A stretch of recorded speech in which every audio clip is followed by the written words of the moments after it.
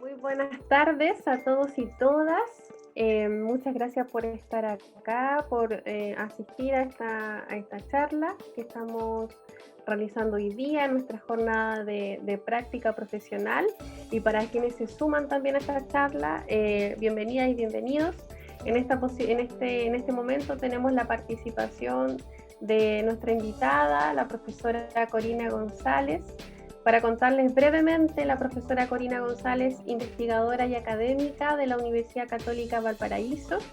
Ella es en este minuto directora del doctorado en didáctica de las ciencias, tiene una amplia trayectoria en investigación en didáctica y también en la formación continua, en la formación inicial de profesores de ciencia y biología.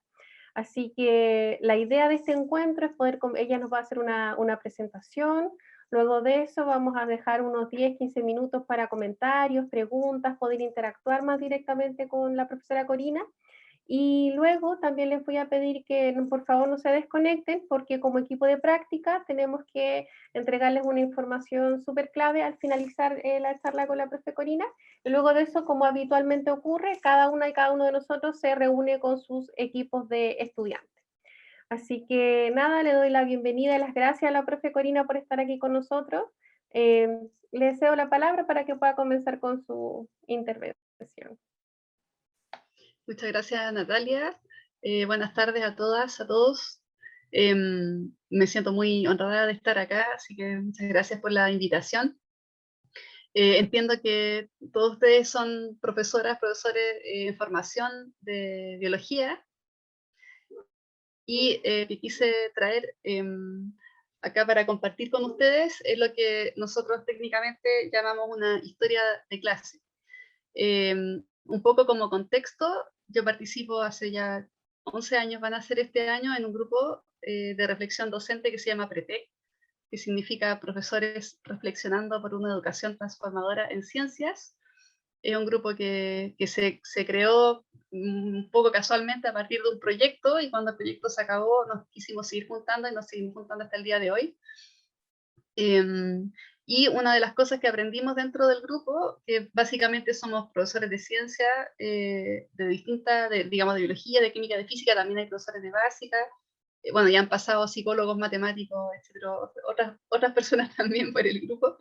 Y una de las cosas más importantes que hemos aprendido en el grupo es a colaborar, y la idea de que podemos en conjunto construir conocimiento profesional y a partir de nuestra experiencia.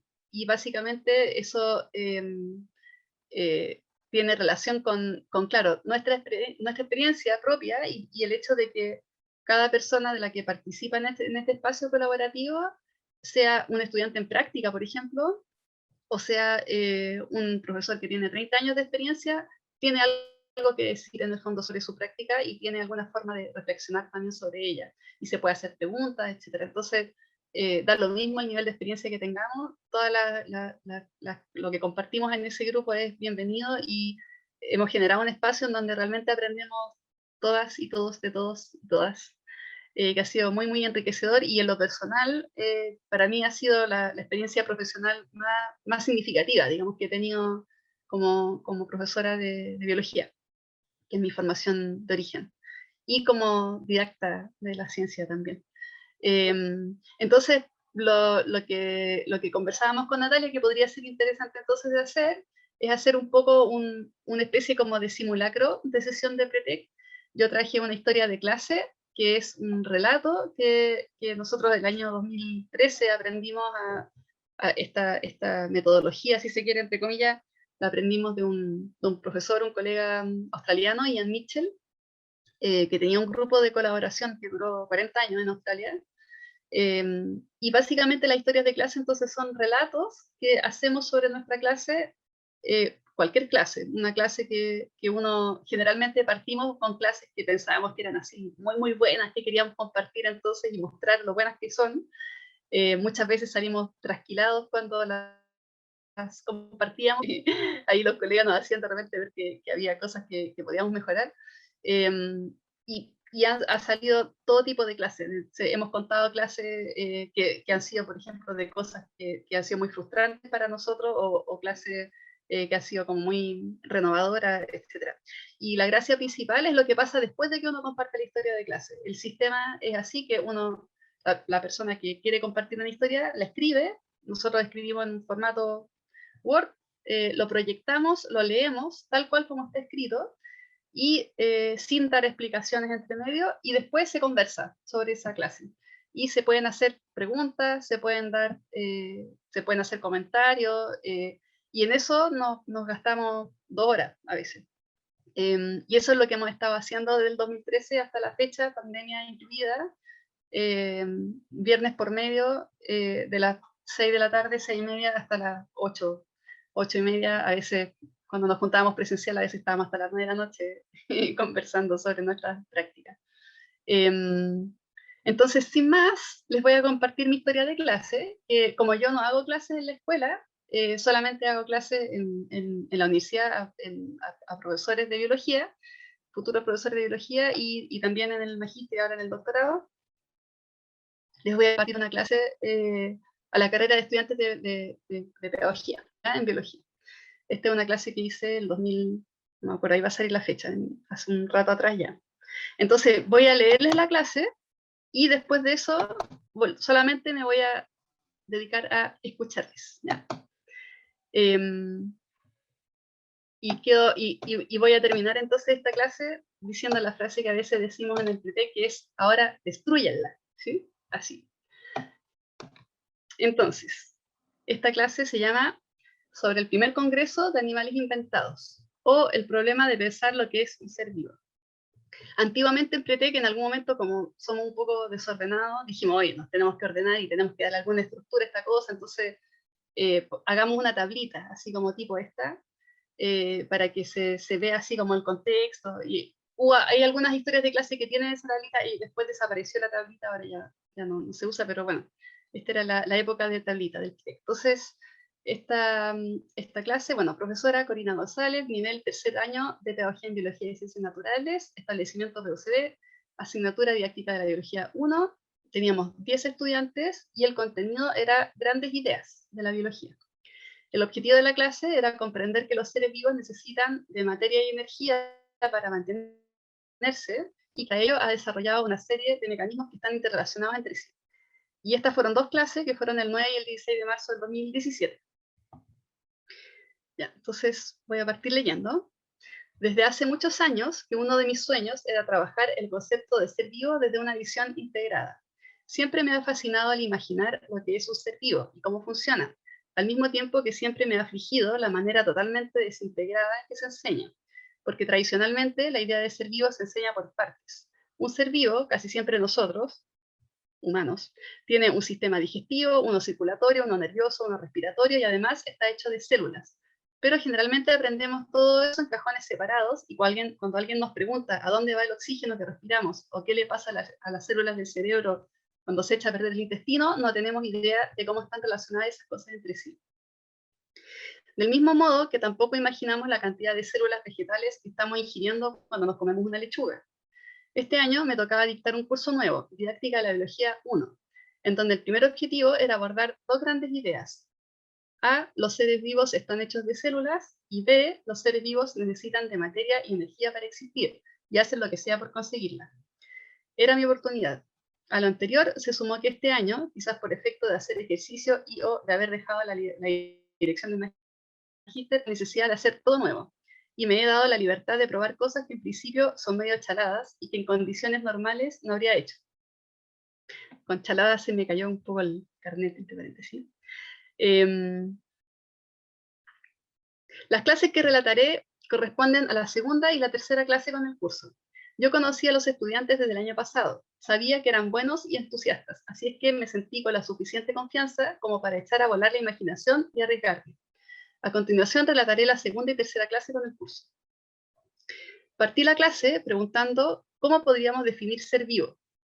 Salió una lista de características, que es lo que casi siempre sale. Tiene un ciclo de vida, tiene metabolismo, respiración, excreción, secreción, interactúa con el medio, posee un genoma, se reproduce, está hecho de células. Les pedí que pensáramos en algo que sea exclusivo de los seres vivos y mencionaron la autonomía. A partir de ello, introduje la idea de autopoiesis. Los seres vivos se generan a sí mismos. Homenaje a Maturana.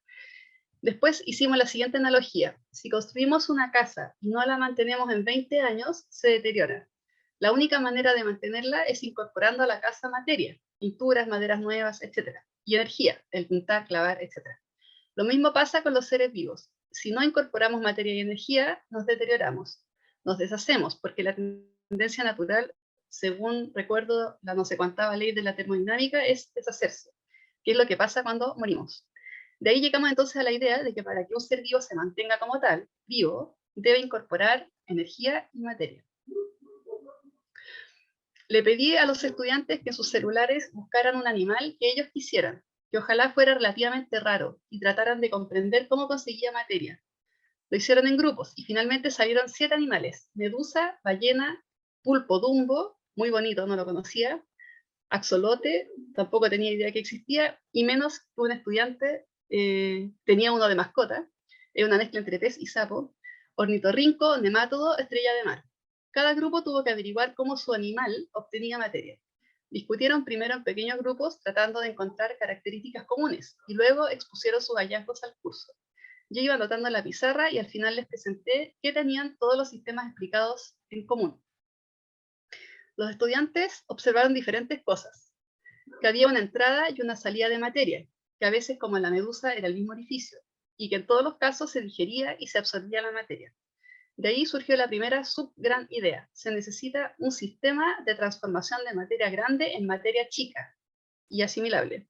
Les dije que teníamos más o menos resuelto lo de la materia. Les pregunté a dónde iba esa materia, y vieron que a la célula. Lo anterior suponía una segunda necesidad: hacía falta un sistema de distribución de materia a todas las células. Les pregunté entonces de dónde obtenían energía. Eso les costó un poco más. Hubo algunos que pensaron que el hecho de ingresar materia, comer, automáticamente implicaba la consecución de energía, cuando lo que sucede en un principio es solo que esa materia se achica.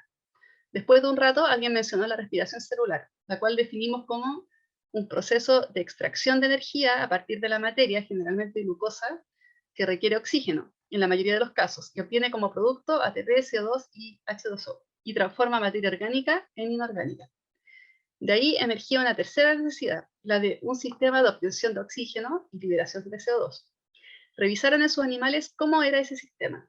Al contar cada uno el suyo, llegamos a que lo común en todos era la existencia de una superficie húmeda en donde ocurre el intercambio gaseoso. Entre toda la discusión nos quedaron algunas dudas. Por ejemplo, ¿cómo funcionan las tenias, que son endoparásitos? ¿Tienen sistemas digestivos? ¿Respiran?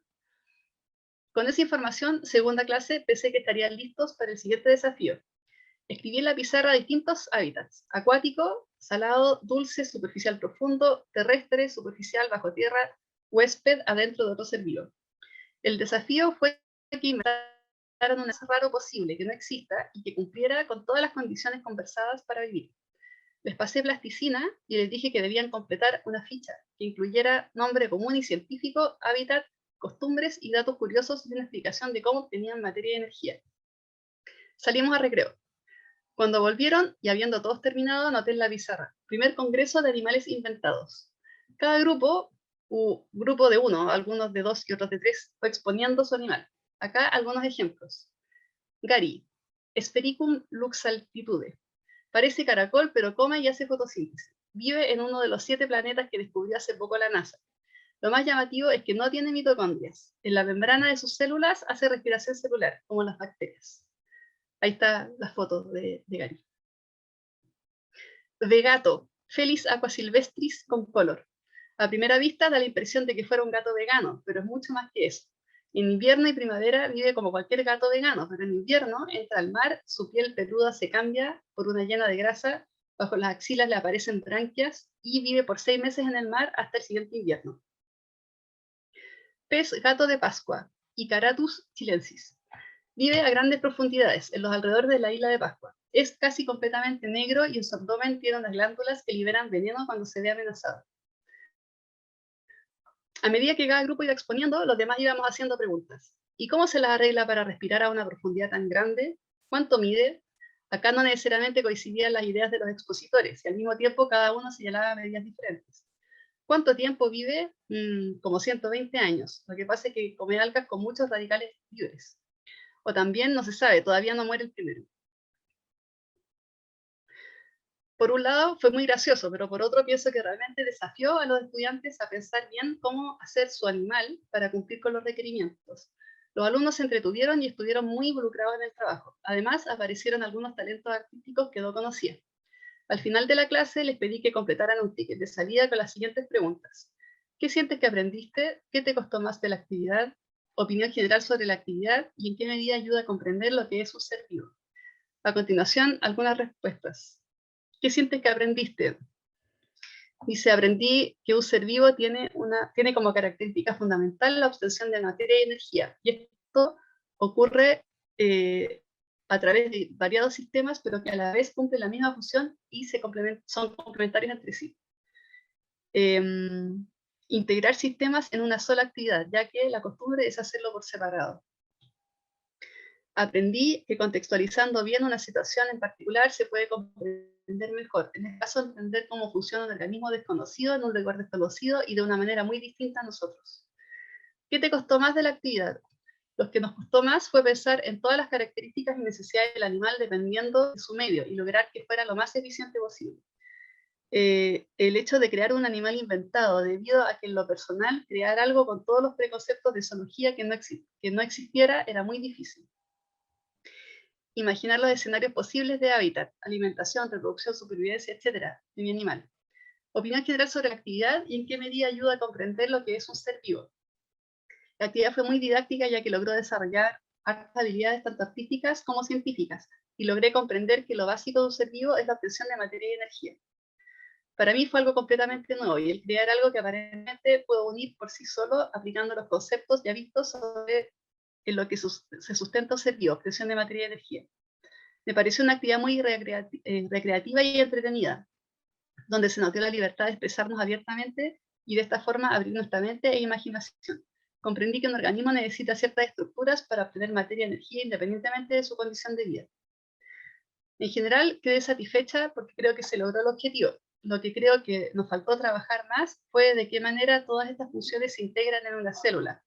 Ahí tendré que pensar mejor qué hacer. Ahora se me ocurre que uno podría pedirles que expliquen cómo ocurre algún fenómeno en el animal a nivel celular.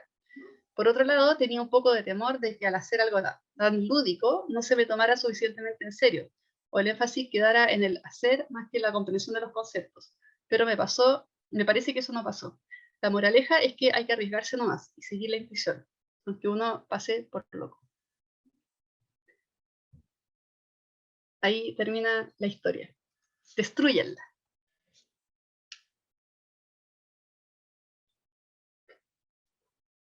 Les escucho. Palos blancos. Rompan el hielo. Súper. Bueno, no sé si es que algún estudiante, profe en formación, quiere hacer algún comentario de la presentación que acaba de hacer la profesora Corina. Quisiera hacer alguna pregunta, tal vez. Ahí están levantando la mano, sí. ¿Sí? Y después Camila. Ya. Araceli, entonces. Hola, buenas tardes a todos. Hola. Me llamó la atención el ticket de salida, que las 3 personas que contestaron, no recuerdo cuál pregunta, pero les quedó súper claro el tema de energía y materia, que no siempre suele suceder eso con los tickets de salida, porque hay como un universo bien amplio de respuestas, pero sí logró, ese es como un buen indicador de que la actividad rindió frutos, porque los 3 estudiantes mencionaban energía y materia como parte importante de la actividad. No sé si es de destrucción, pero me llamó la atención eso. Gracias, Araceli. ¿Camila? Sí. Yo más que también destruida, de hecho encontré súper entretenida la actividad, sobre todo la segunda. Encontré que era como bien como novedosa. Y por lo mismo me preguntaba si usted cree que sea posible como desarrollar alguna idea así, por ejemplo, con los chiquillos que están en media, porque tienen como esa edad donde creen que son muy grandes como para hacer algo así, pero a la vez tienen como todavía ese como grado de curiosidad. ¿Qué es lo que piensa de eso? Qué buena tu pregunta, Camila. Mira, una de las cosas que yo tenía mucho susto, estos eran chiquillos de tercer año de pedagogía, por lo tanto deben haber tenido 20, 21 años por ahí. Yo dije, ay, qué ridícula, voy a llegar con las plasticinas así como de kinder, ¿sí? Y ese yo creo que era mi mayor miedo, que me dijeran así como, oye, que estamos en la universidad y cómo vamos a hacer algo con plasticina, qué absurdo. Sin embargo, los chiquillos se entusiasmaron, jugaron también, lo pasaron súper bien, pero también son muy profundas y cuando al año siguiente hice de nuevo esta actividad con otro grupo y invité a un profe de zoología para que hiciera como un juicio de los animales y diera su veredicto si es que los animales sobrevivían o no. Y él hacía preguntas súper choras, como así del tipo, no sé, oye, mira, este gato, no sé cuánto, bueno, que tenían estos nombres también extraños, eh, si tú dices que come cosas vegetales, no podría tener ese hocico, porque ese hocico es de carnívoro, entonces tiene que tener otra forma y así, o tal bicho no podría vivir a tal temperatura, porque no sé. Entonces, respondiendo a tu pregunta, porque no te la respondí, yo creo que sí se puede hacer en media, yo creo que se puede hacer con personas de cualquier edad y con estudiantes de media. Yo imagino que sí, de hecho tengo exalumnos que lo han hecho y que les funciona también y que ha sido interesante porque finalmente uno genera, justamente ahora con otros profes estábamos conversando la importancia también del juego dentro de las clases, que de repente es algo como que no se considera mucho. Y yo creo que esto da la oportunidad de crear, de jugar, pero también de profundizar mucho los conocimientos, porque recordando ahora la vez siguiente que lo hice, de repente, claro, este profe, por ejemplo, colega que evidentemente sabía mucho más zoología que yo, decía que así como tú lo estás describiendo, no va a sobrevivir este animal, porque fíjate la relación entre el tamaño, no sé, de las alas y el cuerpo, ¿no? Así nunca se va a poder mover, y no sé qué. Entonces, era interesante porque había un montón de conceptos químicos, físicos, biológicos que había que movilizar para poder efectivamente ver si es que sobrevivía el bicho o no, po. Así que yo creo que sí se puede. Lo digo desde la intuición y desde lo que me han contado, porque no lo he hecho yo personalmente. Muchas gracias. Gracias, Camila. No sé si alguien más, algún profesora en formación, alguna profesora, tutora, profesor, tutor que quiera hacer algún comentario. Lucas está levantando la mano. Sí, yo tengo una duda en cuanto a esta actividad. Ahí voy a prender la cámara. Listo. En cuanto a estas actividades, o sea, yo soy de física. Y en física, como que muchas veces lo que se habla en cuanto a estos tipos de actividades es que a veces se pierde como el objetivo de la actividad. Que, por ejemplo, han hecho, no sé, pues, actividades de electricidad, de jugar con circuitos, y al momento de salir de la actividad, como que les preguntan así como un ticket de salida que aprendí hoy, y es como, hoy día jugamos con circuitos, en vez de como el contenido que se busca pasar. Entonces, como que habría alguna manera de evitar ese riesgo de que se pierda Sí, como el objetivo. mira, qué buena pregunta, Lucas, súper buena pregunta, porque justamente ese era mi miedo, po, que se quedaran jugando con plasticina y al final hicieran animales súper bonitos, y quedara olvidado, digamos, este concepto de ser vivo. Y el caso de los circuitos es exactamente ese riesgo también que tú señalas. Yo creo que la clave en ese sentido es que uno como profe tenga muy claro cuál es como la idea fundamental, o en este caso como la idea que yo tenía, esta idea, por ejemplo, de que entendieran el tema de la energía y la materia, digamos, de que con eso un ser vivo vive. Entonces, ese objetivo uno siempre lo tenga presente y de alguna forma las preguntas, por ejemplo, si uno solamente pregunta ¿qué aprendiste? Claro, quizás ahí se puede correr ese riesgo de que te diga, bueno, aprendimos a jugar con el circuito, pero si tú les dices, bueno, explícame cómo funciona esto, o qué pasa si alteramos este circuito. Entonces, ahí quizás se puede como volver al objetivo tuyo, pero lo primero yo creo que es tener claro qué cosa tú quieres que aprendan, digamos. Y a partir de eso, poner las preguntas que puedan como andamiar, digamos, la construcción de aprendizaje hacia ese lado. Pero mira, solamente como dato, aprovechando la pregunta de Lucas y ese mismo temor que yo tenía, en ese momento, cuando yo hice esa clase, había 3 estudiantes que estaban en esa clase, que al mismo tiempo participaban en el PRETEC, que es nuestro grupo de reflexión. Entonces, contamos la semana antes que yo presentara esta historia, yo dije que yo quería presentar una historia, entonces conté más o menos de qué se trata, estaban ellos ahí. Y entonces alguien del grupo dijo, oye, pero si ellos estuvieron como estudiantes, ¿por qué no ellos también escriben una historia de la misma clase, de cómo la percibieron ellos?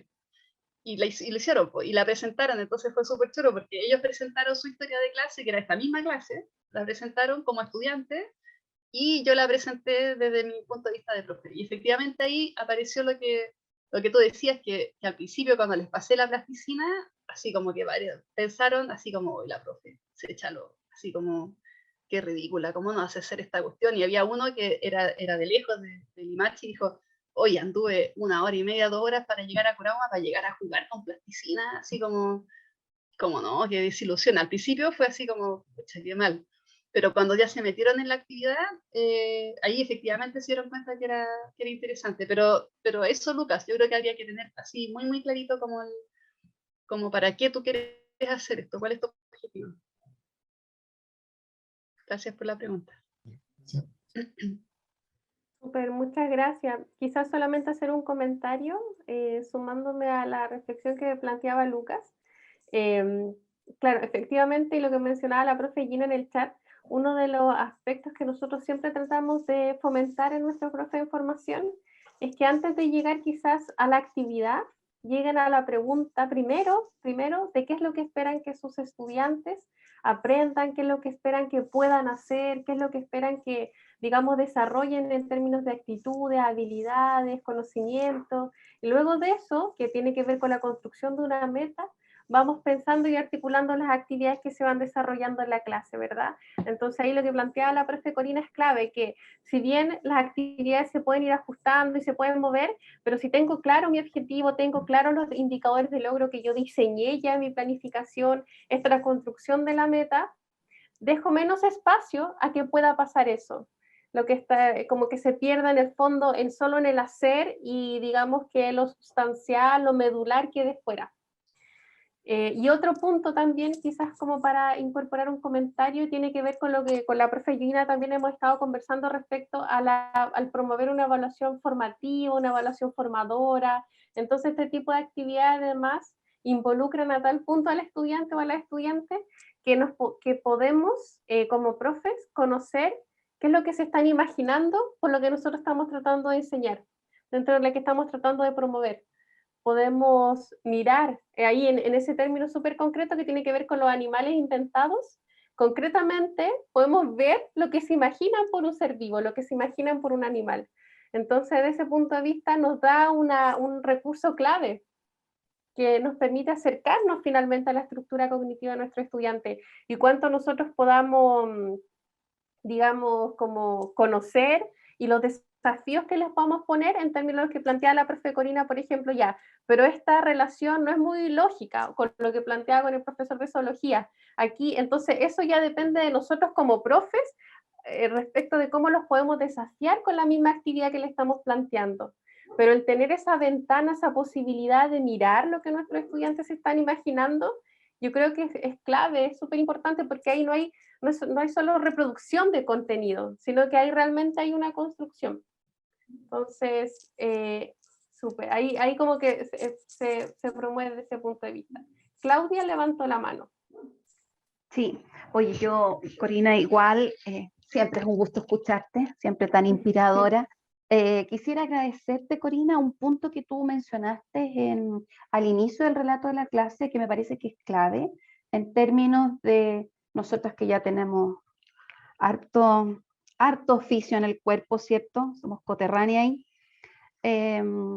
Algo que planteaste que es súper bonito, que tiene que ver con esta necesidad de continuamente replantearnos nuestro trabajo pedagógico, ¿ya? En términos de lo que es la experiencia.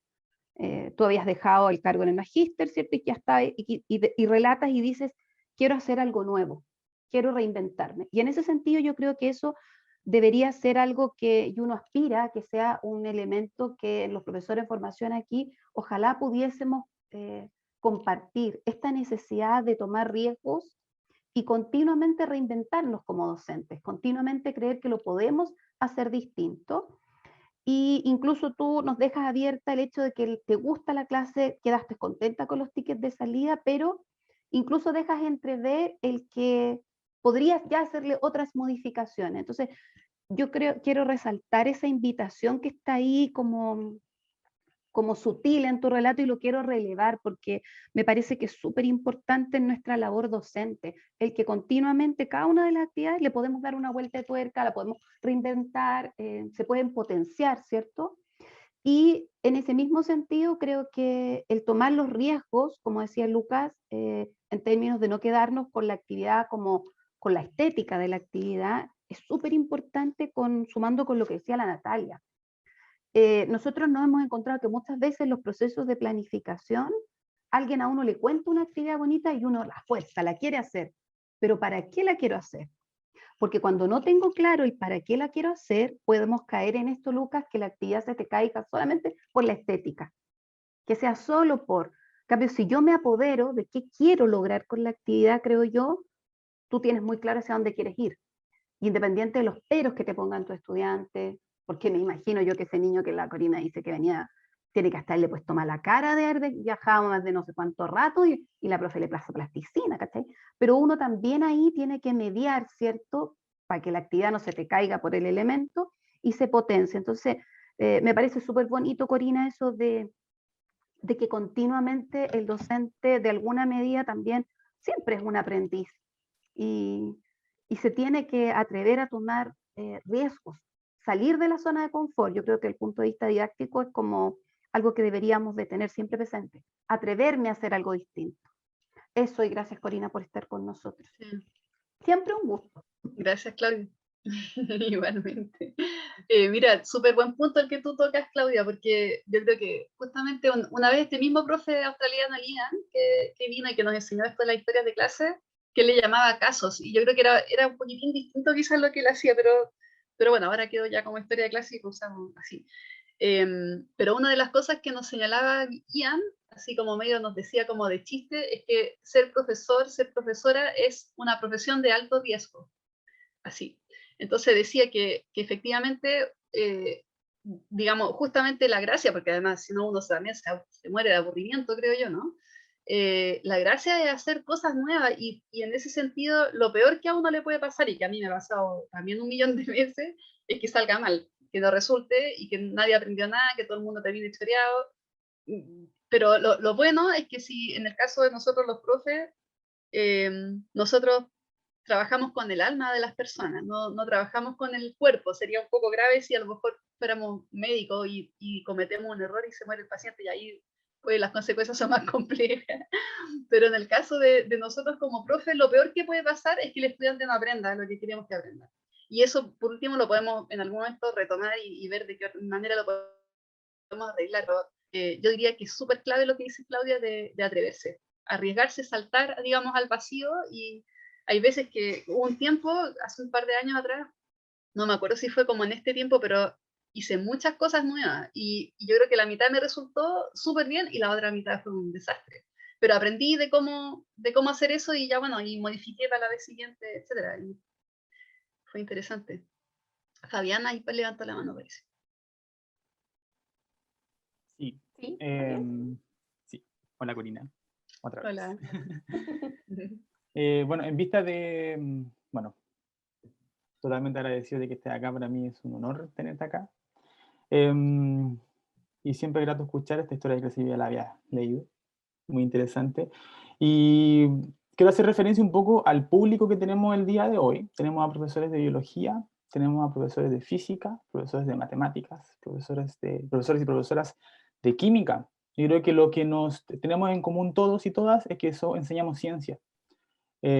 Para que tengas como una claridad. De hecho, las 3 primeras intervenciones que tuviste son de profesores que no son de biología, específicamente, pero sí enseñan ciencias naturales.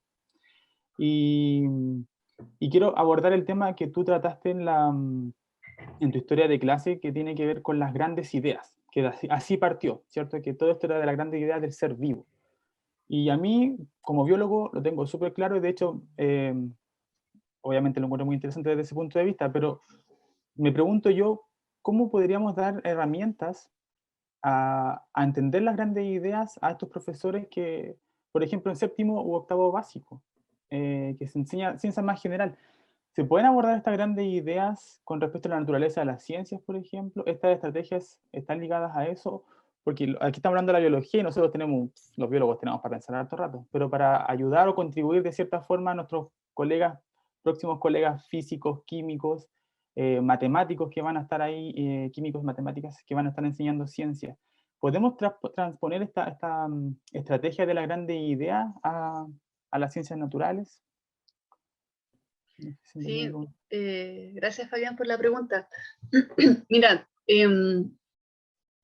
sí, justo ahora estábamos conversando también en otro espacio sobre el tema de las grandes ideas y es difícil de repente las grandes ideas o lo que nosotros antiguamente llamábamos también como la idea fundamental. Evidentemente que eso aplica para todas las disciplinas, ¿no es cierto? Yo me imagino que en lenguaje, en historia, en música también habrá, digamos, como grandes ideas, grandes conceptos que uno quiere que los estudiantes aprendan.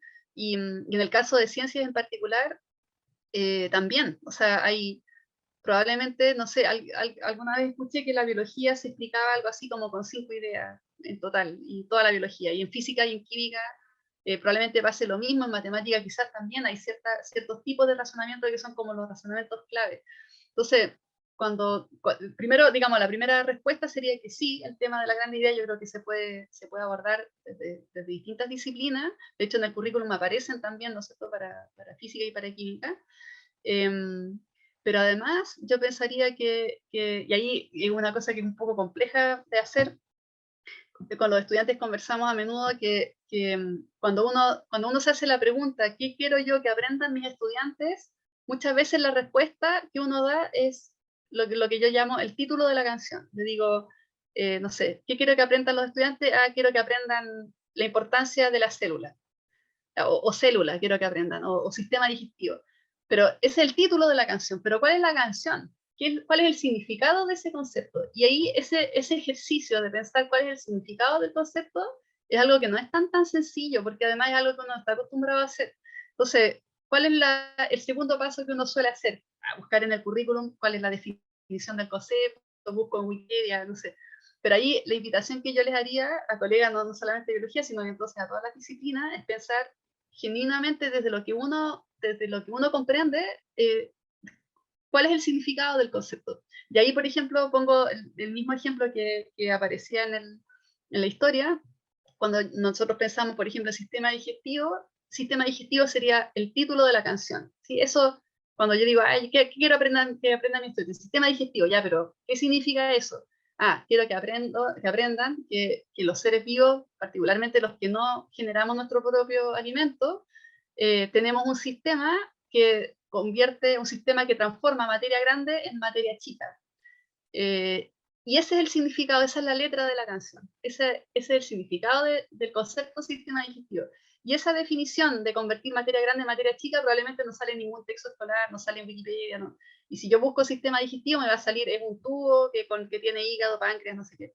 Pero al revés, si por ejemplo en ese caso, si yo pongo mi propia definición, y de la manera, por ejemplo, en particular que la levantamos en el curso, que fue una idea que surgió en ese curso en particular, con esa definición de sistema digestivo, los estudiantes pueden entender el sistema digestivo de una lombriz, de una vaca, de una medusa, de lo que sea.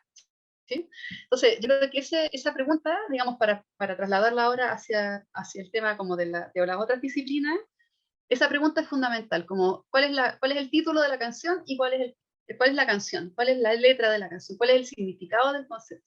Entonces, volviendo al ejemplo de Lucas, yo no tengo idea de circuito, no me acuerdo, pero por ejemplo, si yo pienso ya en un circuito eléctrico, el título es circuito eléctrico, o es, no sé, electricidad, ya, pero ¿cuál es el significado de eso? ¿Qué es lo que yo quiero que ellos entiendan, los estudiantes de hacer ese circuito? Que hay algo que fluye, por ejemplo, que fluye o que es el modelo que se tiene, ¿no es cierto? Que hay una cosa que probablemente ahora lo voy a decir mal, que hay algo que hace que se enciendan ampolletas o no, que cuando uno lo corta se apagan. ¿Qué cosa quiero yo que aprendan? ¿Cuál es el significado de eso? Entonces, a partir de ahí, cuando uno tiene eso claro, yo creo que a partir de ahí uno puede diseñar mejor situaciones de enseñanza-aprendizaje, uno puede diseñar mejor qué preguntas voy a hacer para saber qué saben los estudiantes sobre ese tema en particular. Entonces mi pregunta, por ejemplo, no va a ser qué saben sobre el circuito eléctrico, sino que va a ser preguntar por el significado de ese circuito.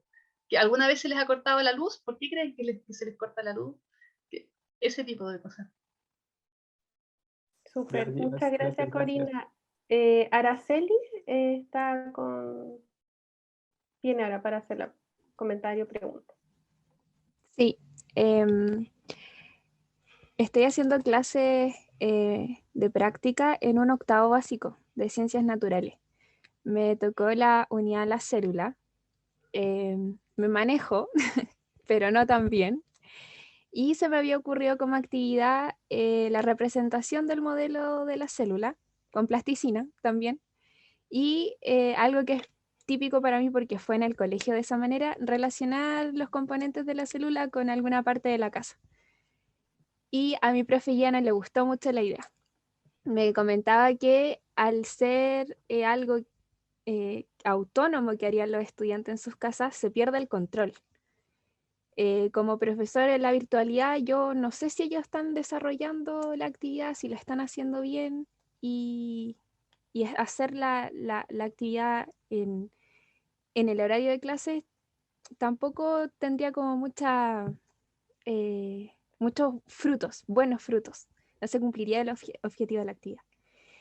Me acordé de lo que estaba planificando por la actividad que usted comentaba al comienzo, que también se había hecho con plasticina. Me imagino que fue la presencialidad, obvio, fue el 2017. ¿Y de qué manera Sí. uno podría como asociar esta actividad ahora en la virtualidad, como llevar a cabo una actividad similar, pero tomando las condiciones actuales? Que igual es complejo para nosotros que estamos recién comenzando, primero planificar, pensar en esta actividad y ahora más encima sumarle el componente virtualidad. Sí. Uy, qué difícil pregunta, Araceli. Mira, lo primero, antes quizás de entrar a responder esa pregunta del tema de cómo abordar esto en la virtualidad, yo haría la pregunta, te devolvería la pregunta a propósito de lo que estábamos pensando anterior. ¿Qué es lo que tú quieres que aprendan tus estudiantes haciendo ese modelo de célula? Porque ahí yo creo que hay una clave, porque ahí justamente se marca la diferencia de lo que decía Claudia del hacer por hacer, y además que es una actividad, tú dices que es algo que tú también viviste, entonces uno tiene la experiencia de que fue algo quizás significativo, pero ¿cuál es el sentido de hacer eso? ¿O qué es lo que tú quieres que saque del limpio al hacer eso? Eso yo creo que sería una buena pregunta que pudiese pensar. Ya. ¿La ¿Sí? puedo responder? Sí, dale, porque sí dale. tengo la respuesta. Lo había pensado porque como no está esta presencialidad, no les puedo, por ejemplo, llevar una telita de cebolla, no les puedo llevar a un laboratorio, no les puedo presentar un microscopio. Entonces, mi idea era como acercar un poco este concepto de célula que igual es abstracto porque no lo pueden mirar tan cercano. Entonces, que ellos pudieran con sus manos tomar, mirar, observar, identificar y asociarlo con este tema de las como habitaciones dentro de una casa, para mí fue súper significativo cuando yo estaba en el colegio. De hecho, gracias a eso aprendí algunos componentes, pero ese era como el sentido de la actividad, que ellos fueran los que tuvieran en sus manos el conocimiento, entre comillas. Ya. Pero entonces ahí, mira, voy a interpretar lo que tú estás diciendo en lenguaje de letra de la canción. ¿Ya? Uno podría decir como estructura de la célula, podría ser el título de la canción. Y la letra de la canción es en el fondo, ¿cuál es el significado? Tú dices que, claro, ellos al hacer algo así concreto y al hacer la comparación con las habitaciones de la casa, por ejemplo, se va a generar un cierto conocimiento. En el fondo ahí tú estás usando una analogía, ¿no es cierto?, de la casa con la célula. Entonces, la idea con la que ellos se debiesen quedar, por lo que yo infiero de que lo que tú quieres lograr, es pensar que la célula tiene una estructura, tiene una cierta estructura y tiene compartimentos, por ejemplo, que es lo que a uno le puede dar la casa, y tiene a lo mejor un lugar donde, no sé, que se conecta con el tema de la energía, en fin, que podría ser la cocina, no sé, esas típicas analogías que se hacen. Entonces ahí es donde yo creo que tienes que pensar, quizás darle una vuelta de qué cosas tú podrías, y ahora lo conecto con la respuesta a la pregunta verdadera de cómo hacerlo en virtualidad. Antes de que los estudiantes sepan la estructura, quizá, y para justamente lo que tú dices, como acercar la célula a ellos, pucha, las células son algo súper cercano, lo que pasa es que no las vemos, pero en todas partes, todo lo que comemos, todo lo que estamos hechos, lo que estamos mirando en este momento en la pantalla, son puros grupos de células, ¿sí? Entonces, lo que te voy a relatar así muy brevemente lo que yo hice una vez que lo hice presencial, pero te lo voy a relatar como si fuera virtual. Le pregunté a los estudiantes, le mostré fotos, pensando, imaginemos que es una clase virtual, ¿ya? Les muestro fotos de una lechuga, de una mano de una persona y de una lombriz. Y les pregunto qué cosas ven en común, una foto tal cual. Probablemente no van a ver nada en común, o van a decir, bueno, mira, aquí hay como unas venitas, a lo mejor la lechuga se ve como unas cosas que también podrían ser como las venas de uno. Y ahora le muestro esos mismos tres seres vivos, pero una tomada con un microscopio, con una lupa primero, y les pregunto qué hay en común. Y ahí van a empezar a ver que hay ciertas regularidades. Y después les podría mostrar una fotografía con el microscopio. Y cuando uno ve una foto de las células de una lechuga, de las células de una lombriz, de las células de una persona, de la piel, por ejemplo, tú ves células, ¿sí? O sea, cuando tú ves, digamos, las fotos a nivel microscópico. Y ahí los niños podrían decir, oh, todos estamos hechos de estas cositas. Y entonces ahí van a ver que las células en realidad están en todas partes. Las células son el ladrillo de la vida, ¿sí? Y a partir de eso, entonces podríamos hacernos la pregunta, bueno, ¿de qué está hecho eso? ¿Qué es lo que hay adentro de cada uno de esos cuadraditos, de esos círculos que se pueden visualizar ahí? Y ahí podríamos entrar con la maqueta, que en el fondo, y ahí viene la pregunta también de cómo funciona, ¿no es cierto? ¿Qué es lo que necesita en el fondo esta célula? Y ahí podemos hacer esta conexión, que un poco lo que yo cuento en esta historia, por ejemplo, cuando yo como, si yo estoy hecho de célula, cuando yo como, ¿a dónde va la comida que yo como? Se supone que va a todas mis células, pero qué gracia, ¿por qué la célula necesita esa comida? Entonces tiene que haber un lugar, y ahí a lo mejor uno puede ir haciendo la analogía con la casa, por ejemplo, no sé, de que nosotros compramos comida y la comemos, entonces necesitamos que entre comida a la casa, por ejemplo, después, no sé, necesitamos cocinar la comida para procesarla, entonces hay ciertos organelos dentro de la casa, dentro de la casa celular, esa función también, después, etcétera. Hay desechos, por ejemplo, que sacamos, tenemos que botar la basura afuera, entonces podemos ir haciendo eso. Entonces, eso yo creo que podría ser que quizá yo ahí no estoy tan de acuerdo con esto como de perder el control. Yo creo que hay que compartir el control con los estudiantes y pensar en que la clase un 50% la pones tú y el otro 50% lo pone el estudiante. Entonces, podría ser que a lo mejor los estudiantes hagan estas maquetas, pero después en virtualidad tú les puedas ir dando problemas. Por ejemplo, bueno, ahora explíquenme qué pasa, que por ejemplo, no sé, cuando uno pone la lechuga en agua con mucha sal y la lechuga se pone lacia. Entonces,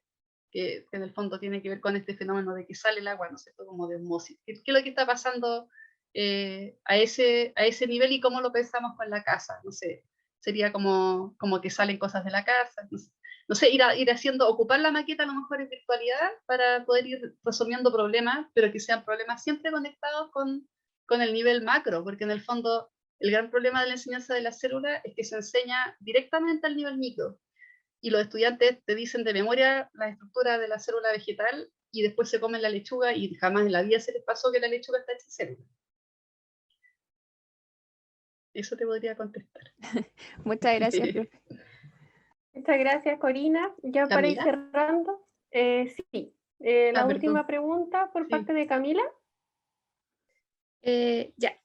Bueno, yo también voy a hablar como de la situación que tengo actualmente en la práctica.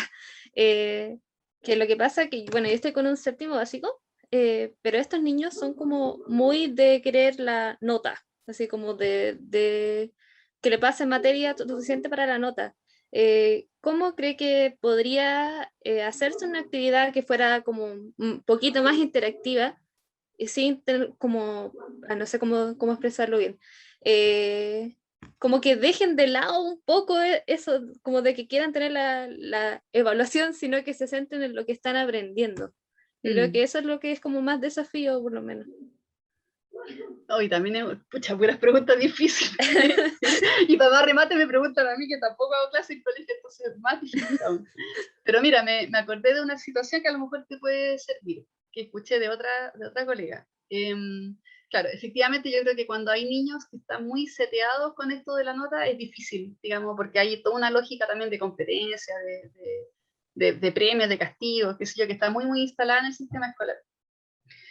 No obstante, una vez conocí a una profesora que tenía el siguiente sistema. Decía, esto era con niños más pequeños, no sé qué si coincidían las edades, pero ella les decía a los niños, mira, si ustedes juntan 100 puntos en la clase, entonces la próxima semana vemos una película. Y juntar 100 puntos significaba que la suma de todas las notas del curso tenía que dar 100 puntos. No sé cuándo, no tengo idea cuántos niños eran, pero eso significaba que todos los niños tenían que sacarse al menos un 6, por decir algo. Entonces, les daba tiempo en la clase para que ya pues, se pusieran las pilas. Entonces, los que se sacaban buena nota decían, oye, pero este que se saca puros 3, tengo que ayudarle para que se pueda sacar un 6, porque si no, no vamos a juntar los 100 puntos. Entonces, ella generó una especie como de instancia que era interactiva entre ellos, instancias donde se iban, digamos, si uno lo traduce ahora pensando todo con cabeza de pandémica, de virtualidad, uno podría decir, mira, a lo mejor los puedo dividir en grupos, a lo mejor poner en los grupos, no sé, aquellos que se sientan que tienen más comprensión, por ejemplo, de ciertos temas que otros, que sean como revueltos los grupos en relación a los temas, y a lo mejor ponerles este desafío así como que mira, todos les voy a dar media hora para que estudien entre ustedes, hagan preguntas, vean cómo pueden mejorar la comprensión de esto, bla, bla, y la suma de todas las notas del curso tiene que dar el punto, y si eso pasa, entonces, no sé, alguna cosa así, que ahora que lo estoy diciendo, puede ser complejo, porque si alguno se saca menos nota, le van a hacer bullying de que, claro, por culpa tuya no vimos la película. Bueno, no sé, ahí ese problema tendrían que darle una vuelta, cómo resolverlo, pero yo creo que se puede aprovechar esta como set de notas, tratar de resignificarla en un contexto que involucre algún otro tipo de actividad, o de interacción, o de otro tipo de cosas. No sé si te Estás sirve pensando mucho. en eso mismo, voy a meter la cuchara. Sí, por favor, porque no tengo Se muy pueden buenas hacer respuestas para esto. como actividades igualmente innovadoras, Camila, pero quizás se puedan hacer algo así como en procesos de etapa, como por nivel, como algo más lúdico. Es decir, no sé, para esta unidad vamos a trabajar en las siguientes 5 clases, y cada clase representa un nivel de esta actividad, que le puedes colocar el nombre que sea, con un, digamos, componente más lúdico. Que cada clase sea un nivel, y que en el fondo todos tienen que llegar a ese nivel, y eso significa que te puedes sumar cierto puntaje, por ejemplo, y eso se puede ir sumando, ir asignándole quizás alguna calificación, pero más allá de eso, yo creo que lo crucial es que las actividades sean innovadoras, para que de alguna manera puedan involucrarse los y las estudiantes, se entretengan, y quizás algunos van a llegar mejor y no, pero todos llegaron al nivel y todos tienen 100 puntos al finalizar la clase. Pero yo creo que lo importante es como que las actividades en sí, en qué se van a desempeñar, y si es algo lúdico, yo creo que de a poquito los podrías ir encantando, porque tenemos que pensar que están dentro de un sistema que funciona con calificaciones, y que sacar esa idea y esa visión de que tenemos que estudiar y aprender para la calificación es difícil de sacar. Y por lo tanto no podemos pensar en algo inmediato. A veces los profes, digo yo, somos súper ilusos y creemos que en 2 semanas van a aprender sistema digestivo, y es como, no, es súper iluso, creo yo. Pero pensar en que en el fondo el proceso es a largo plazo, y que de a poquito los va a ir encantando, pero yo creo que lo crucial es qué tipo de actividades haces. Las puedes enmascarar de miles de maneras, pero lo importante, creo yo, es como la actividad, qué es lo que van a hacer, cómo se desempeñan, cómo se involucran, se emocionan o no se emocionan. Creo que por ahí quizás se me imagina. Sí, yo estoy súper de acuerdo con Gina. Yo creo que en la medida en que quizás uno haga actividades innovadoras, que además vayan con una nota, y que podría ser como esta cosa como progresivo por etapas, en algún momento vas a poder sacar la nota, y va a ser tan interesante la actividad que se van a olvidar de que tiene nota, digamos. pero es súper importante lo que dice Gina, sí. ¿De qué manera? Quizás ahí una buena pregunta que uno se puede hacer es justamente esa. Una vez justamente una colega del Pretec se hizo una pregunta que me llamó mucha atención. Dijo, la pregunta no era ¿por qué mis estudiantes están desmotivados? Sino que la pregunta fue ¿cómo yo genero en mis estudiantes la necesidad de aprender? Que es bien distinta, porque uno podría decir, están desmotivados porque, bueno, que escucha, ahora estamos en pandemia, los problemas de la casa, y entonces la culpa la tienen los estudiantes, el contexto del estudiante, la familia, no sé. Pero si yo pongo la pregunta al revés, yo digo, ¿cómo yo genero la necesidad de aprender en el estudiante? ¿O qué estoy haciendo yo para generar la necesidad de aprender en mi estudiante? Es otra la respuesta. También me puede ser Claro. interesante pensarla así. Nosotros somos los responsables y los profesionales de la educación, en este caso de la educación científica, entonces yo creo que también nos tenemos que un poquito ser autocríticos y decir, a ver, ya, estas son las condiciones, ¿qué hago yo con estas condiciones? Y eso es súper crítico y relevante. Voy a ser autorreferente, pero creo que es súper representativo lo que digo. Un tiempo trabajé en un colegio de alta vulnerabilidad y los primeros 2 o 3 meses ya así como casi con depresión porque no quería ir a hacer clases, lo pasaba mal. Y en el fondo conocí por ahí a profes que me revelaron algo súper importante. Los estudiantes son así. Este es tu insumo. Con ellos tienes que trabajar. Por lo tanto, tú tienes que adaptarte a esas condiciones. Cambiarlo es difícil porque hay un montón de factores y porque claramente las condiciones de alguna manera han llevado a que este grupo de estudiantes se comporte de tal manera. Y cuando yo hice en el fondo, me llegó esa revelación, cambió.